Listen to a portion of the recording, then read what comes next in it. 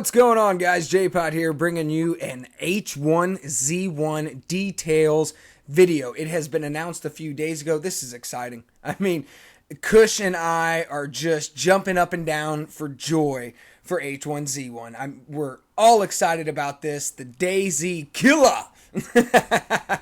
But I got all the sweet details and the actual Smedley on hands little demo, the little tease. So I got that video for you guys here in about 2.5 minutes, but I want to go ahead and get the details to you.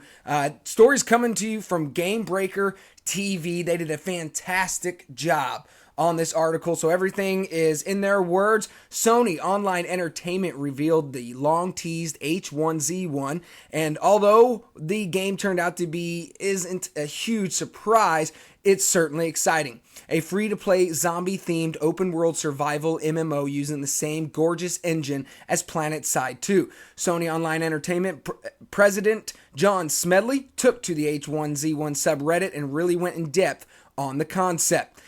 John Smedley's quotes here: "The world is massive, as you've come to expect from our games. Over time, we will grow the world until we have our own version of the U.S. after the death and destruction brought on during the H1Z1 epidemic. It will be our own version of America. We'll have urban cities and desolate wide open places, all connected seamlessly. Our focus is building a sandbox style of gameplay where players can build shelters out of resources in the world.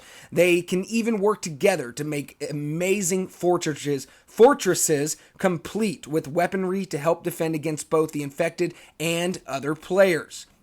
Players also have access to a very deep crafting system that can let players make a huge variety of awesome stuff, including weapons." So this is awesome. Okay, this is amazing. I don't know how you guys feel about it, but the comparisons to DayZ are obvious, and while there's no doubt inspired by it, there are key differences beyond the AAA budget and the pretty graphics. H1Z1 aims to be a true MMO with thousands of players in a massive, seamless world.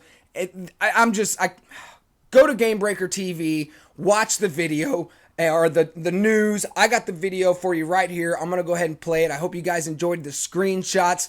And yeah, if you guys are excited, as excited as I am, punch that like button square in the mouth. Take it easy and peace out. We're here at the EverQuest Next launch party that's happening here, and this is, what's the date? January 31st. Smed comes up and says, "Hey, do you want to see something you've never seen before? This is going to be awesome." Comes up to his office, and now he's showing us a game that we can't talk about till sometime in, well, a month from now. Yeah, roughly a month from now. Yeah. This is H1Z1. We took out the name Apocalypse. So this is what we find in your office computer, this kind of cool stuff. Yeah, H1Z1 is a MMO that allows players to take on the role of a apocalypse survivor who is in a world that's filled with zombies. A world, not just a little tiny server, a world where people can actually, in a world. Hold on, they're gonna kill me.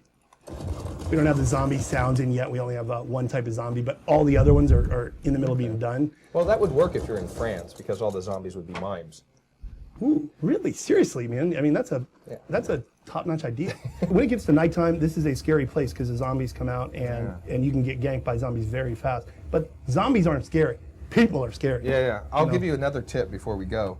You license the Houdini song, "The Freaks Come Out at Night." And when you play the night mode, that song plays, "The Freaks Come Out at Night." Okay, I'll have to look up that song because I do not know it. That is scary. This game can be scary, can't it? That's the point. Yes, it's like when you see a zombie coming up at you with nothing out, there's a highway flare. But here's something else that you're going to be able to do that you can't do in these other games. Light things on fire. We're in the middle of putting that in now, so you're going to be able to burn down trees, burn down stuff, and that's going to be a lot of fun. The idea of these players building this fortress and all of a sudden these other guys coming in, lighting it on fire and waiting until they come out of the fortress. I like that he keeps lighting his farts. Yeah, that's actually, that was hard to get right the first time, but we did it. Sorry, please continue. No problem. Oh, it's pretty fast, too. Oh, yeah. We modified the PlanetSide 2 engine. Yeah, this is your own engine, I remember. Oh, yeah. No, it's called Forge Light. We do our own stuff. We're having so much fun with this game. I mean, look at the world. It's just gorgeous. There's a day-night cycle that goes through this game. Oh, God, yeah. But in this game, it matters a lot more than in others because it gets really dark at night, and you have to have a torch, and you're going to be ganked by other players. So we've got vehicles in here. We can actually add aircraft if we want to. Our goal is to build out this entire massive, massive world that's just this apocalypse of the United States, where people are fighting each other, they're fighting for survival. We have base building. And this game is going to be our first game that we're putting out that we call with Emergent AI, where the zombies themselves have their own individual AI. They're not on some pre-programmed script. They actually think for themselves. Now, this. So it's not the same experience over and over. Oh no! It's radically different. And you can loot stores. You can build fortresses. What you're seeing in some of these other survival games taken to the next level, because we have an engine that can just outperform anything that I've seen in these other games. We're a milestone away right now from a whole bunch more zombies and a whole bunch more content. But what we're trying to do with the world in this game is build a much larger, persistent world than you've ever seen in any of these kind of DayZ or Rust. Yeah. Where you can build persistent fortresses, players can raid each other, and if you think of Walking Dead, if you think of that town and the prison, that's the kind of, we want these camps fighting with each other. Old cars laying around, and I mean they're junkers, right? It's 15 years after the zombie apocalypse, so you're going to have to find a new battery. You're probably going to have to charge it. Maybe you have to wait for a lightning storm or something. You're going to have to find spark plugs. You're going to have to find biodiesel for fuel or make it.